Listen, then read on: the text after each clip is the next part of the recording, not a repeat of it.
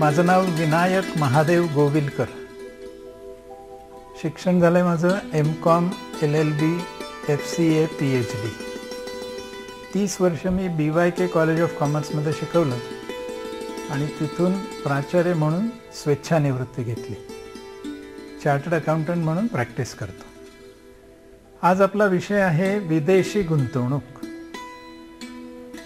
मित्रांनो, पूर्वी एका देशातून दुसऱ्या देशात जाणारी गुंतवणूक त्या मानाने खूप मर्यादित होती. पण WTOचे करार झाले. त्याची सुरुवात 1986ला चर्चेने झाली. 1991ला डंकेल ड्राफ्ट आला आणि 1994च्या डिसेंबरमध्ये WTOचे काही करार झाले. त्या करारामध्ये एक करार आहे, त्याचं नाव आहे ट्रिम्स. TRIMS. ट्रिम्स याचा लॉंग फॉर्म आहे ट्रेड रिलेटेड इन्व्हेस्टमेंट मेजर्स. व्यापार संबंधी गुंतवणूक उपाययोजना. आणि या कराराने सगळ्या WTO मेंबर्सना आपल्या अर्थव्यवस्था विदेशी गुंतवणुकीसाठी खुल्या करण्याचं मान्य करण्यात आलं. आणि तेव्हापासून विदेशी गुंतवणूक जरा मोठ्या प्रमाणावर जगभर फिरायला सुरुवात झाली. आता ही जी विदेशी गुंतवणूक आहे तिची गरज काय आहे? जो देश ही गुंतवणूक बोलवतो त्या देशाला खरं म्हणजे त्याची गरज असते. ही गरज असण्याचं एक कारण म्हणजे आर्थिक विकास जर करायचा असला तर भांडवली गुंतवणूक मोठी करायला लागते. ज्याला आपण म्हणूया पायाभूत सुविधा निर्माण कराव्या लागतात. रस्ते असावे लागतात, वीज असावी लागते, एअरपोर्ट असायला लागतं, पोर्ट असायला लागतं. या सगळ्या सुविधा असायला लागतात. पण एवढ्या सुविधा निर्माण करण्यासाठी जी गुंतवणूक करायला लागते तेवढी गुंतवणूक स्थानिक देशामध्ये शक्य नसते, कारण तेवढं बचत नाहीये, तेवढं उत्पन्न नाहीये. म्हणून मग हे भांडवल कुठून तरून बाहेरून आणावं लागतं. देशांतर्गत बचत नसते, देशांतर्गत भांडवल उभारणी नसते. आणि म्हणून हे देश बाहेरच्या देशातल्या गुंतवणूकदारांना आकर्षित करण्याचा प्रयत्न करत असतात. विदेशी भांडवल कशी मदत करू शकतं? तर सगळ्यात पहिल्यांदा हे विदेशी भांडवल आलं की आर्थिक विकास व्हायला सुरुवात होते. आणि या विकासाचाच एक भाग म्हणून रोजगारात वृद्धी व्हायला लागते. रोजगारात वृद्धी कशी होते? उत्तर अगदी सोपं आहे. तिथे एकदा पायाभूत सुविधा निर्माण करायला सुरुवात झाली की त्याच्यासाठी काही रोजगार निर्माण होतो. उत्पादनाच्या प्रक्रिया सुरू झाल्या. गुंतवणूक आली तर फॅक्टरी लागतील, फॅक्टरी लागल्या तर तिथे रोजगार निर्माण होईल. अशा उत्पादनाच्या सुविधा सुरुवात झाल्या. सेवा हब्स, ज्याला सर्व्हिस हब्स असे म्हणतात, ते निर्माण झाले. अनेक ट्रेड आउटलेट्स म्हणजे किरकोळ आणि घाऊक विक्रीची दालनं खुली झाली तर रोजगार वाढतो. आणि त्याचबरोबर मशिनरी असेल, इक्विपमेंट असेल, अशा उत्पादक मालमत्तेमध्ये जर गुंतवणूक झाली तरी सुद्धा रोजगारात वाढ होऊ शकते. हे सगळं शक्य होतं भांडवल गुंतवणुकीतनं. आणि स्थानिक भांडवल एवढं उभारलं जात नसल्यामुळे विदेशी भांडवल बोलवून हे सगळं करणं म्हणजेच आर्थिक विकास साधणं आणि रोजगार वाढवणं या गोष्टी केल्या जातात. कशामुळे ही गुंतवणूक येते? मला असं वाटतं आपण जर साधा विचार केला ना तर आपल्याही लक्षात येईल. बघा, पहिला विचार काय आहे? काही घटक असे असतात की जे घटक यजमान देशातनं कारणीभूत असतात विदेशी गुंतवणूक यायला. आणि काही घटक असे असतात की जे विदेशातल्या गुंतवणूकदारांना आपल्या देशातनं बाहेर गुंतवणूक करायला ढकलत असतात. एकाला म्हणतात पुल फॅक्टर्स, ज्याच्याने ही गुंतवणूक आकर्षित केली जाते. आणि एकाला म्हणतात पुश फॅक्टर्स, म्हणजे आपल्या देशातनं ही गुंतवणूक बाहेर ढकलली जाते. जरा दोन्हींचा विचार करूया आपण. आपल्या सगळ्यांना माहिती आहे की विकसित देशांमध्ये अर्थव्यवस्थेची विकासाची अशी स्थिती आलेली असते की विकासाचा दर एका टप्प्यावर मर्यादित होतो. मग तो 2%, 3%, 4% एवढाच राहतो. पण ज्या इमर्जिंग मार्केट इकॉनॉमीज आहेत, म्हणजे ज्याला मराठीत आपण उभरत्या अर्थव्यवस्था असं म्हणू शकू, ज्याच्यात भारताचा समावेश होतो, चीनचा समावेश होतो, अशा सगळ्या उभरत्या अर्थव्यवस्था यांच्यामध्ये मात्र विकासाचा दर अधिक असू शकतो, कारण आधीचा विकासाचा दर खूप कमी असतो. म्हणून भांडवल आल्यावर विकासाचा दर वाढतो आणि विकासाचा दर जर वाढला तर स्वाभाविकपणे ज्यांनी गुंतवणूक केली आहे त्यांना त्यांच्या गुंतवणुकीवर अधिक उत्पन्न मिळू शकतं, अधिक दराने उत्पन्न मिळू शकतं. मी आता सुरुवातीला जसं म्हटलं तसं जागतिकीकरणाच्या प्रक्रियेमध्ये ही बंधनं कमी झाली आणि म्हणूनही विदेशी गुंतवणूक आकर्षित केली गेली. याशिवाय आणखीन काही कारणं आपल्याला विचारात घेता येऊ शकतात. त्याला आपण म्हणूया पुश फॅक्टर्स, म्हणजे ह्या देशातनं दुसऱ्या देशात गुंतवणूक ढकलली जाते. पहिलं कारण असू शकतं, ज्या देशातनं गुंतवणूक येते ना तिथे खूप उदार अशी मॉनिटरी पॉलिसी म्हणजेच नाणेविषयक धोरण आहे. त्यांनी काय होतं, त्या देशामध्ये भरपूर पैसा असतो आणि त्या पैशावर कमी व्याजदर असतात. आता जर सांगायचं तर 2007-08 नंतर अमेरिकेमध्ये खूपच लिबरल अशी मॉनिटरी पॉलिसी आली. त्यामुळे गुंतवणूकदार बाहेर गुंतवणूक करण्यासाठी पडले. कमी उत्पन्न मिळतं आपल्या गुंतवणुकीवर आपल्या स्वतःच्या देशामध्ये, बाहेर गेलं तर अधिक उत्पन्न मिळतं. म्हणजे एका बाजूला लूज मॉनिटरी पॉलिसी आहे त्यामुळे पैसा आहे, दुसऱ्या बाजूला आपल्या देशात उत्पन्न कमी मिळतं म्हणून आकर्षक असं तिथलं गुंतवणूक राहत नाही. या दोन कारणांनी गुंतवणूक बाहेर ढकलली जाते. आणि तिसरं एक कारण अलीकडच्या काळामध्ये विकसित झालेलं आपल्याला दिसतं आणि त्या म्हणजे अनेक प्रकारच्या वित्तीय संस्था आणि संस्थात्मक गुंतवणूकदार. कधी नव्हत्या अशा pension funds, mutual funds, hedge funds, sovereign wealth funds, private equity funds अशा अनेक संस्था या गेल्या 2-3 दशकामध्ये अस्तित्वात आल्या. त्यांचं मुख्य काम हेच आहे की गुंतवणूक करायची आणि गुंतवणुकीतनं अधिकाधिक पैसा मिळवायचा आणि तो आपल्या सभासदांना वाटायचा. मला असं वाटतं सगळ्यांना म्युच्युअल फंड तर माहितीच आहेत. म्युच्युअल फंडाचं काम काय आहे, तुमच्या माझ्यासारख्या छोट्या छोट्या गुंतवणूकदारांकडनं आपली बचत ते गोळा करतात, ती गुंतवतात प्रोफेशनली, त्याच्यावर चांगला नफा कमवतात, उत्पन्न कमवतात आणि ते उत्पन्न सगळ्या युनिट धारकांना वाटून देतात. अशा ह्या नव्या गुंतवणूक संस्था निर्माण झाल्या आहेत. त्यांची संख्याही वाढली आणि त्यांची आर्थिक ताकदही वाढली. अशांना नवीन नवीन ठिकाणी गुंतवणूक करण्याची गरज असते आणि म्हणून त्या आपल्या देशातला पैसा गोळा करून विदेशात गुंतवणूक करायला जातात. पण त्यांनाही निवडावी लागते कोणत्या देशात जाऊन गुंतवणूक करायची. काय बरं ते निकष लावत असतील ह्या देशाच्या निवड करण्यासाठी?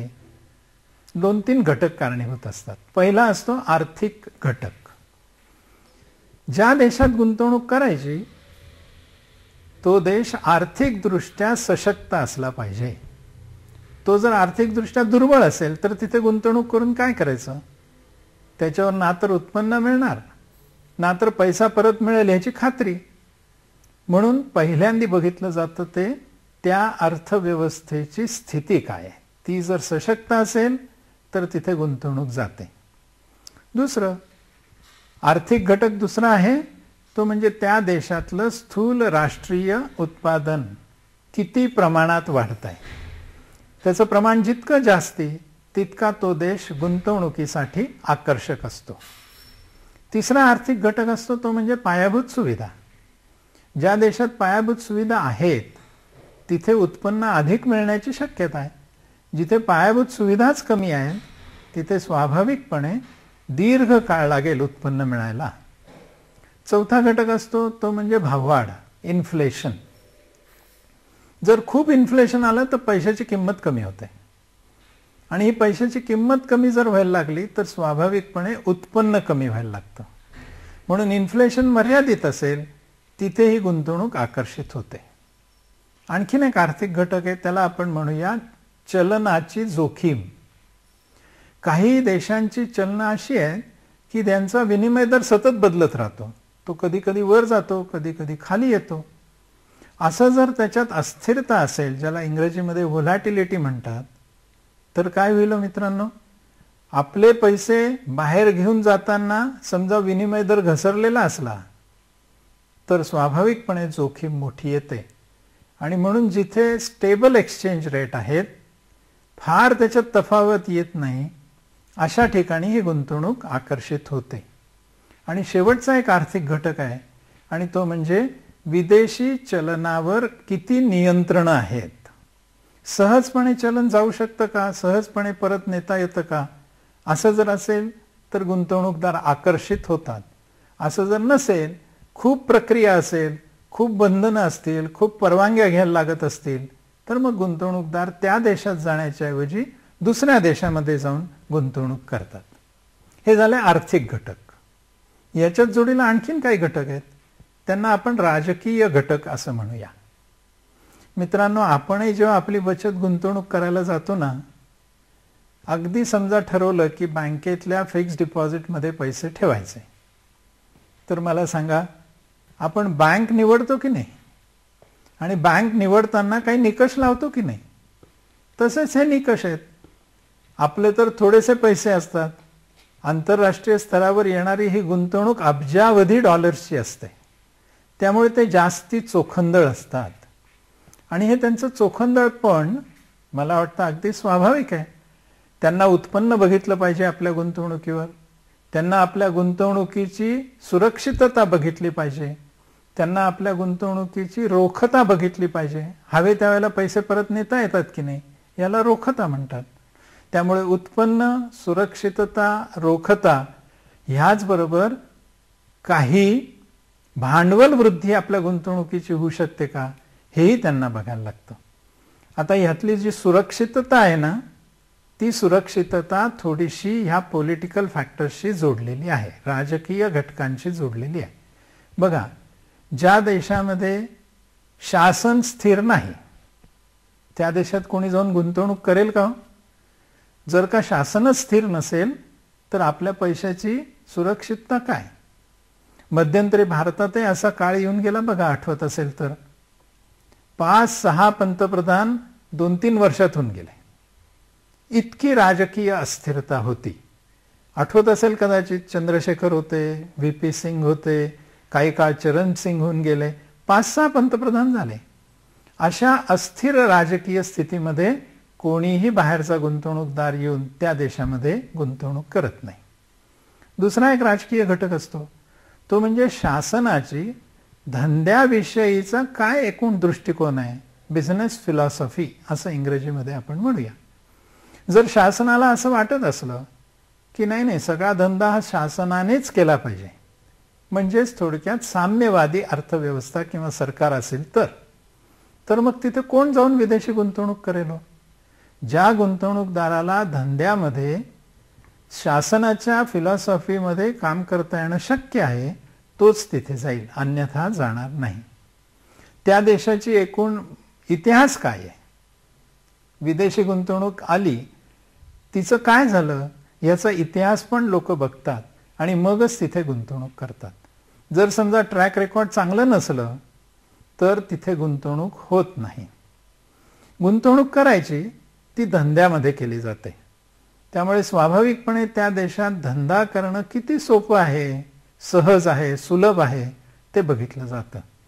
जर खूप परवानग्या काढायच्या आहेत, लायसन्सेस काढायचे आहेत, कोटा आहे, सरकारची खूप नियंत्रणं आहेत, तर मग लोक असं म्हणतात की कशाला ह्या देशात जा, त्याच्यापेक्षा आपण दुसरा देश शोधू आणि तिथे गुंतवणूक करू. आणि सगळ्यात शेवटचा महत्त्वाचा फॅक्टर या राजकीय घटकांमध्ये आहे, आणि तो म्हणजे त्या देशातला भ्रष्टाचार किती आहे. गुंतवणूक आम्ही करायची आणि गुंतवणूक करण्यापासून ते गुंतवणूक परत नेईपर्यंत सतत भ्रष्टाचाराला तोंड द्यायचं, तर कशाला गुंतवणूक करतील हे गुंतवणूकदार? ते दुसऱ्या देशामध्ये निघून जातील. त्यामुळे काही घटक हे आर्थिक आहेत, काही घटक हे राजकीय आहेत. या दोन घटकांचा विचार करून मग गुंतवणूकदार गुंतवणूक करायची की नाही ठरवतात. आणि हे ठरवताना पुन्हा काही निकष ते लावत असतात. हे देश ठरवण्याचे निकष आहेत. सगळ्यात पहिला निकष काय आहे, तर विदेशी गुंतवणूकदारांना काही प्रोत्साहन आहे का या देशामध्ये. कशा प्रकारचं प्रोत्साहन असू शकतं. कल्पना करा, आता एका देशामध्ये उत्पन्नावर 60% आयकर भरावा लागतो, इन्कम टॅक्स भरावा लागतो, आणि दुसऱ्या देशामध्ये जसं भारत आहे उत्पन्नावर 30% टॅक्स भरावा लागतो. काही इन्सेंटिव्ह आहे का विदेशी गुंतवणूकदारांना. ते कशाला जातील 60% इन्कम टॅक्स असणाऱ्या देशामध्ये, ते 30% इन्कम टॅक्स असणाऱ्या देशात येतील आणि गुंतवणूक करतील. याला मी म्हणतो कराचा स्तर काय आहे. दुसरं, कर कायद्यामध्ये काही इन्सेंटिव्ह आहे का. विदेशी गुंतवणुकीला काही सूट दिली आहे का. विदेशी पैसा इथे आल्यानंतर काही वजावट मिळणार आहे का. याला म्हणायचं कर इन्सेंटिव्ह. तिसरा एक घटक त्यांना आकर्षित करण्यासाठी असू शकतो आणि तो म्हणजे मालमत्तेचे अधिकार. आपल्या सगळ्यांना माहिती आहे की शेवटी माणूस नुसतं उत्पन्न नाही बघत, त्या उत्पन्नासोबत आपली मालमत्ता वाढते का हेही गुंतवणूकदार बघत असतो. म्हणजे नुसता मला लाभांश मिळाला तर मी शेअर्स नाही घेणार, तर त्या शेअरचं कॅपिटल ॲप्रिसिएशन पण झालं पाहिजे. मी इथे 10 वर्ष फॅक्टरी चालवली पण त्या फॅक्टरीची मालकीच मला नाही मिळाली. कारण काय, इथला कायदा असा आहे की विदेशातल्या माणसाला इथे जमीन घेता येत नाही, तर मग मी इथे येऊन फॅक्टरी लावेल का. याला म्हणायचं प्रॉपर्टी राईट्स. त्यामुळे करांचा स्तर, करामध्ये असलेल्या सवलती आणि मालमत्तेविषयक हक्क असे 3 आकर्षणाचे बिंदू हे विदेशी गुंतवणूकदारांसाठी असतात. हा झाला पहिला निकष. याशिवाय काही फॅक्टर्स आहेत, इतर घटक आहेत. ज्या देशात जाऊन आपल्याला काम करायचं आहे, गुंतवणूक करायची आहे, त्या देशामधला कामगार वर्ग याचं शिक्षण काय आहे, याचं कौशल्य काय आहे. त्यांना जर शिक्षणच नसेल, त्यांच्याकडे कौशल्यच नसेल, तर तिथे जाऊन फॅक्टरी लावून करायचं काय. दुसरं, धंद्याच्या काही संधी त्या देशामध्ये आहेत का. आणि तिसरं, स्थानिक स्पर्धा किती आहे. अशा देशात कोणी जाईल का हो की जिथे आधीच 10-20 लोक त्या क्षेत्रात काम करतायत. त्यापेक्षा ते काय बघतील, आपण अशा देशात जाऊ की जिथे हा प्रोडक्ट आपणच तयार करणार आहोत. म्हणजे कॉम्पिटिशन, स्पर्धा कमी होईल आणि अधिक नफा मिळू शकेल.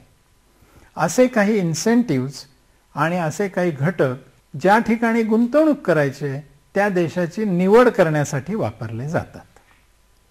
आता आपण बघितलं की विदेशी गुंतवणूक का लागते, विदेशी गुंतवणूक कोणत्या देशात येते आणि विदेशी गुंतवणूक निवडण्यासाठी कशा प्रकारे देश, त्याचे कोणते घटक विचारात घेतले जातात. आता ही विदेशी गुंतवणूक कोणत्या मार्गाने येते त्याचा आपण थोडासा विचार करूया. प्रामुख्याने 2 मार्ग आहेत. एक मार्ग आहे त्याला म्हणतात विदेशी थेट गुंतवणूक, फॉरेन डायरेक्ट इन्व्हेस्टमेंट, आणि सगळीकडे त्याचा शॉर्ट फॉर्म वापरला जातो FDI. हा एक मार्ग आहे. आणि दुसरा एक मार्ग असतो त्याला म्हणतात विदेशी भागभांडारातील गुंतवणूक, विदेशी भागभांडारातील गुंतवणूक. इंग्रजीत त्याला म्हणतात फॉरेन पोर्टफोलिओ इन्व्हेस्टमेंट, आणि त्याचा सगळीकडे मान्य असलेला शॉर्ट फॉर्म आहे, लघुरूप आहे FPI. हे 2 मार्ग आहेत विदेशी गुंतवणूक येण्याचे. आणि जेव्हा आपण विदेशी गुंतवणूक म्हणतो ना, तेव्हा ती एक तर आत येणारी असते किंवा बाहेर जाणारी असते. म्हणजे काय हो नेमकं, भारतामध्ये अमेरिकेतून काही गुंतवणूक आली तर त्याला भारताच्या दृष्टीने इनवर्ड म्हणजे आत येणारी म्हणायची, पण अमेरिकेच्या दृष्टीने ती बाहेर जाणारी झाली. भारतातून काही गुंतवणूक समजा अमेरिकेत गेली तर त्याला भारताच्या दृष्टीने बाहेर जाणारी पण अमेरिकेच्या दृष्टीने आत येणारी गुंतवणूक असं म्हणता येईल. आणि ही इनवर्ड आणि आउटवर्ड विदेशी गुंतवणूक एक तर विदेशी थेट गुंतवणूक असते किंवा विदेशी भागभांडार गुंतवणूक असते. आता ह्या दोन शब्दांचा जरा अर्थ बघूया. विदेशी थेट गुंतवणूक म्हणजे FDI म्हणजे काय? मित्रांनो, मला असं वाटतंय की तुम्हाला चर्चा खूप आठवत असेल. आपल्या रिटेल ट्रेडमध्ये विदेशी थेट गुंतवणूक करायला ज्या वेळेला सरकारने संसदेमध्ये चर्चा घडवली, त्यावेळेला प्रचंड विरोध त्याला झाला. रस्त्यावर लोक उतरले आणि आमचा किराणा बिझनेस संपून जाईल, सगळे मॉल्स येतील, अशी एक प्रतिक्रिया उमटली. मला वाटतं ही घटना जरी आपण नीट बघितली ना, तरी विदेशी थेट गुंतवणूक म्हणजे काय ह्याचा अर्थ कळेल. काय असते ही गुंतवणूक? ही गुंतवणूक दुसऱ्या देशाच्या उत्पादक मालमत्तेत थेट गुंतवली जाते. म्हणजे काय? तर दुसऱ्या देशामध्ये फॅक्टरी उभारणे किंवा फॅक्टरी खरेदी करणे किंवा प्लांट, इक्विपमेंट अशी मालमत्ता नवीन स्थापन करणे किंवा त्याच्यामध्ये सुधारणा करणे किंवा त्याच्यामध्ये वाढ करणे. थोडक्यात काय होतं? FDI आली तर FDI आली तर नवीन उत्पादनं, नवीन व्यापार, नवीन सेवा सुरू होतात. आहे त्या उद्योगातच गुंतवणूक नाही होत, नवीन उद्योग सुरू होतो, याला म्हणायचं FDI. मग ही कशी करता येते? तर एखाद्या दुसऱ्या देशातल्या कंपनीचे सगळे शेअर घेऊन टाकायचे किंवा मेजॉरिटी शेअर्स घेऊन टाकायचे, अशी गुंतवणूक करायची. एकदा तुम्ही सगळे शेअर्स घेतले तर काय झालं? ती विदेशी कंपनी तुमच्या मालकीची झाली. आणि मेजॉरिटी शेअर्स घेतले तर काय झालं? तर ती कंपनी जरी 100% तुमच्या मालकीची झाली नाही, तरी तिचं व्यवस्थापन तुमच्या हातामध्ये आलं. कारण एका शेअरला एक मत असं कंपनी कायद्यामध्ये आहे. त्यामुळे ज्याच्याकडे मेजॉरिटी शेअर्स आहेत त्याच्याकडे मेजॉरिटी मतं आहेत आणि मेजॉरिटी मतं आली की त्या कंपनीचं व्यवस्थापन या गुंतवणूकदाराकडे जातं. म्हणून विदेशी थेट गुंतवणूक करण्याचा एक मार्ग म्हणजे अस्तित्वात असलेली एखादी कंपनी दुसऱ्या देशातली, तिचे सगळे शेअर्स घ्यायचे किंवा मेजॉरिटी शेअर्स घ्यायचे. हा एक भाग आहे. दुसरा भाग काय असू शकतो? नव्याने तिकडे कंपनी स्थापन करायची. एखादी स्विस मधली कंपनी भारतात आली आणि तिला भारतात उत्पादन सुरू करायचं, तर ती काय करेल? आपली एक सबसिडियरी कंपनी भारताच्या कंपनी कायद्याखाली नोंदवून टाकेल आणि ती इथे चालवायला सुरुवात करेल. आपण नेहमी ऐकतो की नाही, अमुक टमुक माणूस मल्टीनॅशनल कंपनीत नोकरीला आहे. म्हणजे काय असतं? ही जी मल्टीनॅशनल कंपनी आहे तिचं नावच आहे बहुराष्ट्रीय कंपनी. म्हणजे ही कंपनी अनेक देशात काम करते. तिची मालकी कुठल्या तरी एका विदेशात आहे, एका देशामध्ये आहे आणि तिच्या अनेक कंपन्या, ज्याला सबसिडरी कंपनीज असं म्हणतात, ह्या अनेक देशामध्ये आहेत. म्हणजे आहे ती कंपनी विकत घ्या किंवा आपली एक कंपनी तिथे स्थापन करा. हे दोन मार्ग झाले, ज्याला आपण असं म्हणू शकतो सबसिडियरी कंपनी. बऱ्याच वेळा सबसिडरी कंपनी स्थापन झाली आहे, तिथे नफा झालाय, तर तो नफा काय व्हायला पाहिजे? खरं म्हणजे तो नफा विदेशातल्या गुंतवणूकदारांना परत गेला पाहिजे. पण हे गुंतवणूकदार तो नफा वाटून न घेता पुन्हा त्याच कंपनीत गुंतवतात. याला म्हणायचं रिइन्व्हेस्टमेंट ऑफ अर्निंग्स. असं जर रिइन्व्हेस्टमेंट ऑफ अर्निंग्स केलं तर ती सुद्धा विदेशी थेट गुंतवणूकच झाली असं मानलं जातं. अन्यथा काय झालं असतं? हा सगळा नफा विदेशात निघून गेला असता. तो विदेशात न जाऊ देता पुन्हा इथेच गुंतवला जातो. आणखीन एक प्रकार आहे, तो म्हणजे शेअर्स नाही घ्यायचे तर त्यांना कर्ज द्यायचं. आणि असं कर्ज विदेशातल्या कंपनीला जर दिलं तर त्याला सुद्धा FDI असंच म्हटलं जातं. कशा स्वरूपामध्ये ही FDI होते आता आपण बघितलं. जरा त्याची उजळणी करूया. एक तर तिथे फॅक्टरी सुरू करा, एक तर तिथे रिटेल आउटलेट सुरू करा, एक तर तिथे सर्व्हिस सेंटर सुरू करा. आणि हे सगळं सुरू कशाच्या नावाखाली करायचं? तर विदेशी गुंतवणूक करणाऱ्या संस्थेच्या सबसिडरी कंपनीने हे करायचं. दुसरं, एखादी असलेली कंपनी विकत घेऊन टाकायची.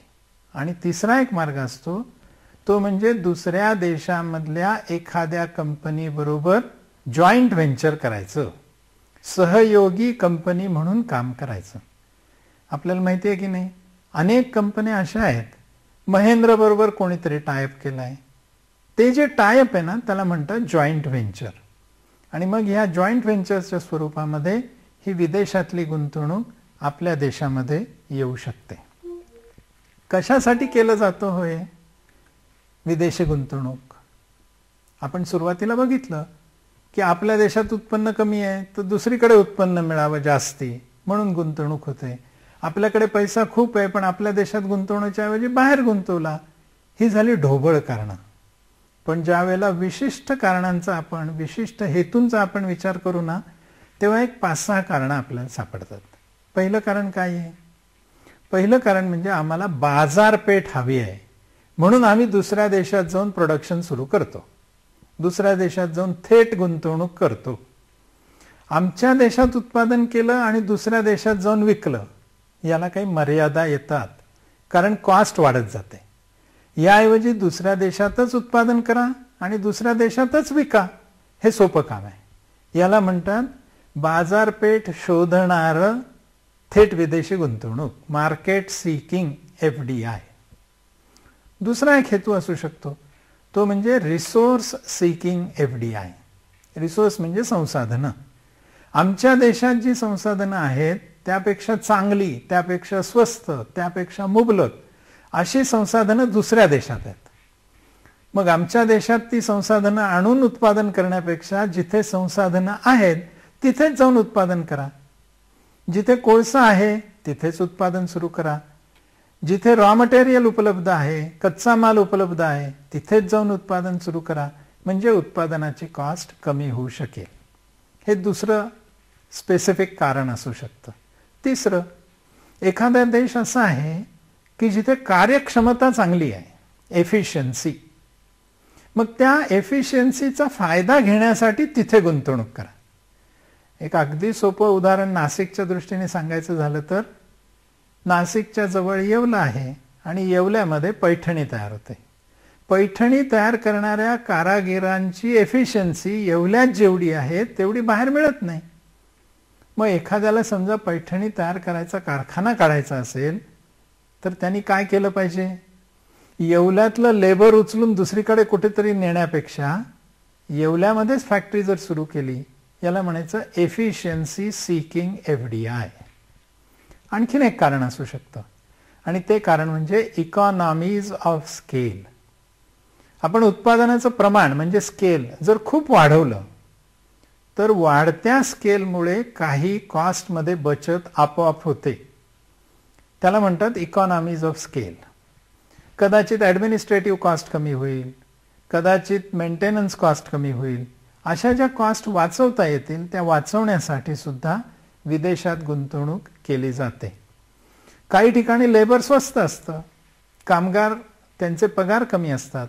भारत असेल, चीन असेल, या ठिकाणी लेबर कॉस्टचा फायदा मिळतो.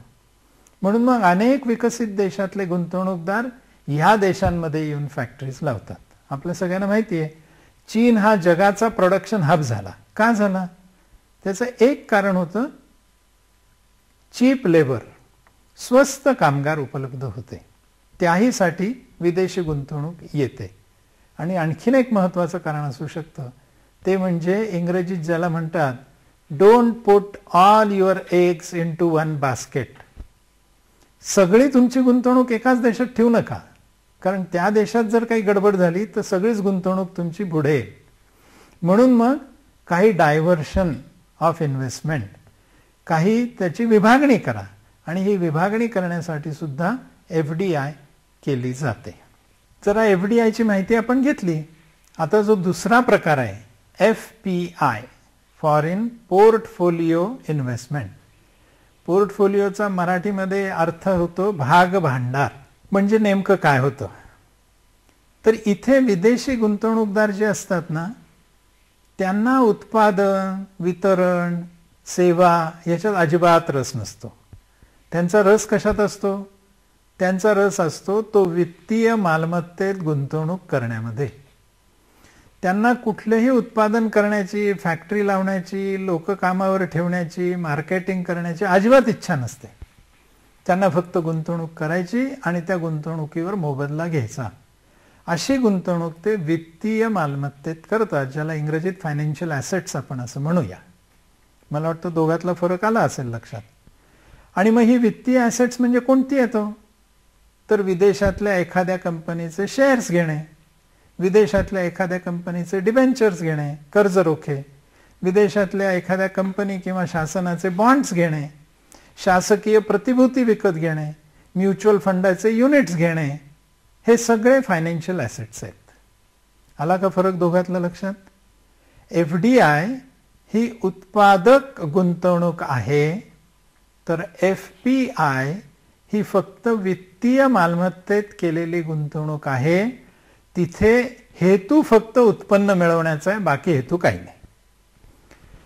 हा दोघातला फरक जर एकदा बघितला तर आणखीन काही तपशिलात फरक आपल्याला बघता येतील. FDI मध्ये काय होतं?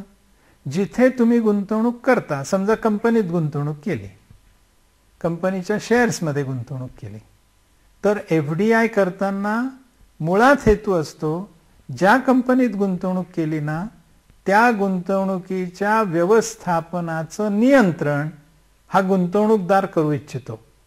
म्हणजे तोच त्या कंपनीचं व्यवस्थापन पाहतो. पण FPI नाही, इथे त्यांचा हेतू व्यवस्थापन करणं हा नाहीच आहे. चांगलं व्यवस्थापन असलेली कंपनी निवडायची आणि त्या कंपनीतले शेअर्स आपण खरेदी करायचे. व्यवस्थापनात अजिबात ढवळाढवळ करायची नाही, आपण स्वतः गुंतायचं नाही, त्यांना त्यांचं व्यवस्थापन करू द्यायचं आणि त्यांनी चांगली व्यवस्थापन केलेल्या कंपनीचा जो नफा होईल त्यातनं आपला हिस्सा आपण घेऊन मोकळं व्हायचं. हा पहिला फरक FDI आणि FPI मधला. आता हा फरक एकदा पक्का लक्षात आला ना की फरकातले अनेक मुद्दे आपल्याला कल्पना करता येते. उदाहरणार्थ, किती काळासाठी ही गुंतवणूक येते? आता मला सांगा, जर तुम्ही सिमेंट उत्पादन करणारी फॅक्टरी लावली, वीज निर्माण करणारी कंपनी सुरू केली, किती काळ गुंतवणूक ठेवावी लागेल? आणि या उलट सिमेंट निर्माण करणाऱ्या कंपनीतले थोडे शेअर्स खरेदी केले तर काय होईल? तर तुम्हाला पाहिजे तोपर्यंत शेअर्स ठेवा. असं वाटलं की आता ACC पेक्षा L&T मध्ये पैसे गुंतवणं सोयीचं आहे, तर ACCचे शेअर्स विकून टाका, L&Tचे शेअर्स घेऊन टाका. याला म्हणायचं कालावधी, टाइम होरायझन. किती काळासाठी तुम्ही गुंतवणूक करता? FDI असेल तर अगदी नेसेसरीली किमान 5-10 वर्षाची तरी गुंतवणूक होते. FPI असेल तर तुमच्या मर्जीनुसार तुम्ही कदाचित 8 दिवसात, 15 दिवसात, महिन्यात, 6 महिन्यात, केव्हाही, जेव्हा त्या शेअर्सचे भाव कमी जास्ती होतील, शेअर्समधली गुंतवणूक तुम्ही मोकळी करू शकता. तिसरा एक फरक आहे, लिक्विडेशन ऑफ ॲसेट्स शक्य आहे का आणि किती वेळ लागेल? मी आत्ता ज्याचं उदाहरण सांगितलं ना, तुम्ही सिमेंट तयार करणारी फॅक्टरी किंवा बांधकामाची मशिनरी निर्माण करणारी फॅक्टरी जर टाकली आणि तुम्हाला वाटलं की नाही बाबा आता या देशात काही गुंतवणूक ठेवायची नाही, आपली गुंतवणूक मोकळी करा आणि चला आपल्या गावी, आपल्या देशात, किती वेळ लागेल ती फॅक्टरी विकायला, योग्य भाव मिळायला, प्रत्येक त्या फॅक्टरीचा ॲसेट विकायला? विकायचं ठरवलं तरी आपले पैसे हातात यायला दीर्घ काळ लागेल. त्याला म्हणायचं FDI. पण या उलट FPI, शेअर्स घेतलेत फक्त, शेअर बाजारावर जा, शेअर्स विकून टाका, पैसे मोकळे करा आणि परत जा. कदाचित 2 किंवा 3 दिवसात तुमची इन्व्हेस्टमेंट तुम्हाला परत मिळू शकते. FDI दीर्घ काळ लागतो आपले पैसे परत मिळवायला. FPI तुम्हाला हवं त्यावेळेला तुमचे ॲसेट्स मोकळे होऊ शकतात. त्यामुळे स्वाभाविक काय होतं, आणखीन एक फरक बघायचा तर त्या प्रकल्पाच्या व्यवस्थापनाची एफिशियन्सी, कार्यक्षमता. FDI जर केली असेल तर तुमच्या कार्यक्षमतेवर ते व्यवस्थापन अवलंबून आहे. FPI केला असेल तर तुमच्या हातात व्यवस्थापनच नाही आहे, त्यामुळे त्याची एफिशियन्सी कशी राहील हे तुम्हाला सांगता येत नाही. कोणते गुंतवणूकदार FDI करतात? तर साधारणपणे मल्टीनॅशनल कंपन्या म्हणजे बहुराष्ट्रीय कंपन्या फॅक्टरी लावण्यासारखी थेट गुंतवणूक करतात. पण ज्यांना FPI करायची आहे त्या गुंतवणूकदारांचा वर्ग वेगळाच आहे. ते अगदी छोटे छोटे तुमच्या माझ्यासारखे इंडिव्हिज्युअल गुंतवणूकदार असतील किंवा पेन्शन फंडासारखे, म्युच्युअल फंडासारखे, हेज फंडासारखे, सॉव्हरिन वेल्थ फंडासारखे फार मोठे मोठे गुंतवणूकदार सुद्धा असतील. त्यामुळे FDI कोण करतं? तर ज्या कंपन्या उत्पादन वितरण क्षेत्रात आहेत त्याच FDI करतात. FPI कोण करतं? ज्यांना फक्त गुंतवणूक करायची आहे अशी मंडळी म्हणजेच फंड आणि सामान्य गुंतवणूकदार हेही गुंतवणूक करत असतात. कशामध्ये गुंतवणूक होते? तर FDI असेल तर गैरवित्तीय मालमत्तेत म्हणजे टेक्नॉलॉजीमध्ये असेल, मशिनरीमध्ये असेल, इंटेलेक्च्युअल कॅपिटलमध्ये असेल अशी गुंतवणूक होते. पण FPI ही फक्त वित्तीय मालमत्तेतच गुंतवणूक होते. आता जरा आपण दुसऱ्या थोड्याशा अँगलनी याचा विचार करूया. ज्या देशात ही गुंतवणूक येणार आहे त्या देशाच्या दृष्टीने FDI आणि FPI कशाने अस्थिरता निर्माण होईल? FDI आली समजा एकदा तर ती 5-10 वर्ष टिकणार आहे. ती उत्पादकता वाढवणार आहे, ती रोजगार वाढवणार आहे, ती निर्यात वाढवणार आहे, ती उत्पन्न वाढवणार आहे. याउलट FPI इथल्या चांगल्या कंपन्यांच्या शेअर्समध्ये होणार आणि त्यामुळे इथे झालेला नफा ही मंडळी बाहेर घेऊन जाणार. त्यांना पाहिजे तोपर्यंत इथे राहणार. त्यांना जेव्हा दुसरीकडे चांगली अपॉर्च्युनिटी मिळेल, संधी मिळेल गुंतवणुकीची, त्यावेळेला ते इथून निघून जाणार. म्हणून FPI मध्ये अस्थिरता खूप असते तर FDI मध्ये अस्थिरता कमी असते. जर FDI करायची असली तर मोठी रक्कम गुंतवावी लागते, कारण अख्खी फॅक्टरी उभी करायची. त्यामुळे मोठी गुंतवणूक होते. FPI तुम्हाला पाहिजे तेवढी गुंतवणूक करा. तुम्ही 10 शेअर्स घ्यायचे म्हटले तरी शक्य आहे, तुम्ही 10,000 शेअर्स घ्यायचे म्हटले तरी शक्य आहे, तुम्ही 10 लाख शेअर्स घ्यायचे म्हटले तरी शक्य आहे. त्यामुळे अमाऊंट इन्व्हॉल्व्ड ही FDI मध्ये खूप मोठी असते आणि तेवढी सगळी अमाऊंट गुंतवल्याशिवाय ती FDI तुम्हाला फायद्याची किंवा वर्केबल अशी होतच नाही. FPI तुम्ही टप्प्याटप्प्याने पण गुंतवणूक करू शकता. मग आता ज्या देशामध्ये अशी गुंतवणूक यावी अशी देशाची इच्छा आहे तो देश कोणत्या प्रकारच्या विदेशी गुंतवणुकीला प्राधान्य देईल?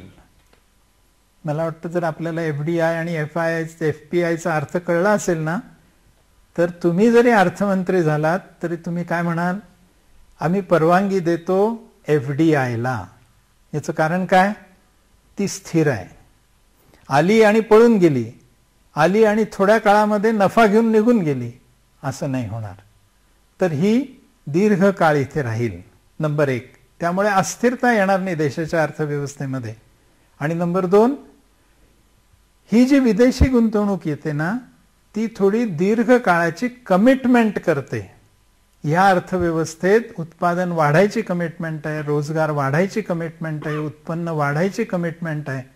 आणि म्हणून सामान्यतः यजमान देश हा प्राधान्य देताना FDIला प्राधान्य देत असतो.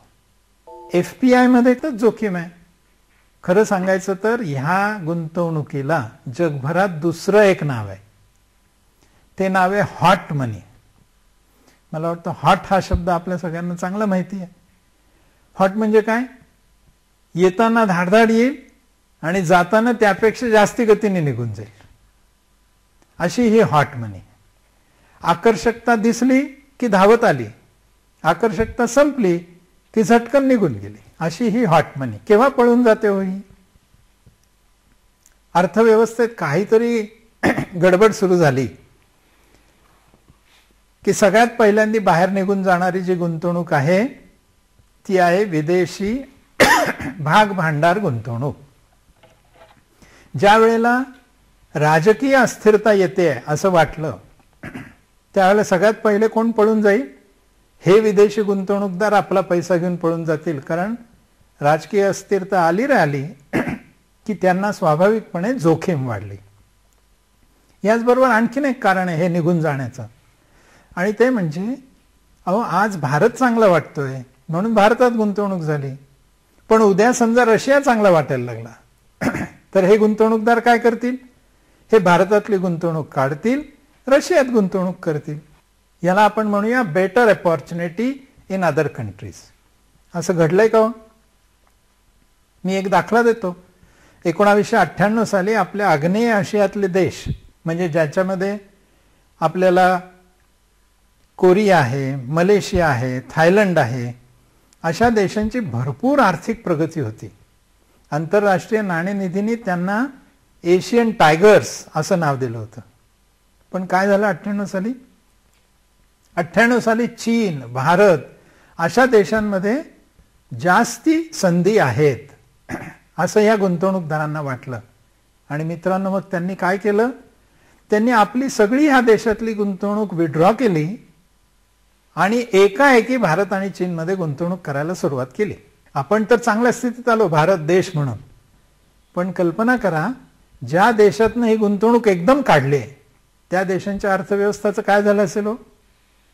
अगदी छान भाषेत वर्णन करायचं तर पत्त्याचा एखादा बंगला जसा कोसळतो ना, तशा ह्या अर्थव्यवस्था एकदम कोसळल्या, कारण तिथला पैसाच बाहेर गेला. आणखीन एक कारण असतं, होम कंट्री म्हणजे ज्या तिथून आपल्याकडे गुंतवणूक आली त्याला म्हणायचं होम कंट्री, गुंतवणूकदाराचा देश. ह्या देशातली जर समजा आर्थिक धोरणच बदललं तर काय होईल? स्वाभाविकपणे त्यांना बाहेरच्या देशातली गुंतवणूक काढून परत आपल्या देशात जावं लागेल. अशा अनेक कारणांसाठी ही विदेशी भाग भांडार गुंतवणूक परत जाते आणि म्हणून त्याची जोखीम मोठी असते. इतकी मोठी असल्यामुळे सामान्यतः यजमान देश हा विदेशी थेट गुंतवणुकीचा चाहता असतो. ही अस्थिर आहे पोर्टफोलिओ गुंतवणूक, आणि ही अस्थिरता त्या यजमान देशातले आर्थिक प्रश्न त्याला अकराळ विक्राळ रूप देऊ शकतो. तसंच त्याचा एक नकारात्मक परिणाम सुद्धा अन्य गुंतवणूकदारावर होऊ शकतो. सांगू एक उदाहरण. एक गडबड अशी झाली, मला असं वाटतं 25-26 जुलै 2015ला सुप्रीम कोर्टाने भारताच्या एक SIT स्पेशल इन्व्हेस्टिगेशन टीम नेमली होती काळा पैसा शोधण्यासाठी, आणि त्यांनी त्यांचा 3रा अहवाल दिला. आणि या अहवालात असं म्हटलं की विदेशातनं जी येणारी गुंतवणूक आहे त्यातली काही गुंतवणूक पार्टिसिपेटरी नोट्सच्या माध्यमातून येते आहे, आणि याच्यात काळा पैसा गुंतवला जात असण्याची शक्यता आहे. म्हणून SITच्या रिपोर्टमध्ये असं होतं की शासनाने पार्टिसिपेटरी नोटवर नियंत्रण आणावं. अशी वार्ता फक्त आल्याबरोबर शेअर बाजार कोसळला. मला सांगा, हा काही फक्त विदेशी गुंतवणूकदारांना फटका आहे का स्थानिक गुंतवणूकदारांना सुद्धा बाजार पडल्याचा फटका आहे? दोघांनाही फटका आहे. त्यामुळे ज्या वेळेला विदेशी गुंतवणूक बाहेर जायला लागते ना, त्यावेळेला शेअर बाजार कोसळतात, आणि हे कोसळलेले शेअर बाजार स्थानिक किरकोळ गुंतवणूकदारांना सुद्धा फार मोठा फटका देतात. या सगळ्यांचा जर आपण थोडासा विचार केला तर मला असं वाटतं देशामध्ये विदेशी गुंतवणूक येणं हे विकासासाठी आवश्यक असतं. देशात स्थानिक भांडवल एवढं नसतं, म्हणून विदेशी भांडवलाची गरज असते. हे भांडवल आलं की आयात आपल्याला करता येते. मशिनरी असेल, इक्विपमेंट्स असेल, टेक्नॉलॉजी असेल, आपण आणू शकतो. आपण विदेशातून कर्ज पण उभारू शकतो, आणि ह्याचा परिणाम आपल्या इथलं इन्फ्रास्ट्रक्चर, पायाभूत सुविधांचा विकास, उत्पादन फॅसिलिटीजमध्ये विकास, रोजगारात विकास, उत्पन्नात विकास याच्यात होऊ शकतो. म्हणून विदेशी गुंतवणूक गरजेची आहे. ती आत येणारी असते, तशी ती बाहेर जाणारी पण असते. त्याच्यासाठी अनेक घटक कारणीभूत असतात, पण त्यातले काही राजकीय असतात तर काही आर्थिक असतात. आणि ही येणारी गुंतवणूक विदेशात 2 प्रकारची आहे, थेट विदेशी गुंतवणूक आणि भागभांडार गुंतवणूक. भागभांडार गुंतवणूक ही जोखमीची आहे. इथला नफा बाहेर घेऊन जाणारी आहे. इथे काही कॉन्ट्रीब्यूट न करता, योगदान न देता फक्त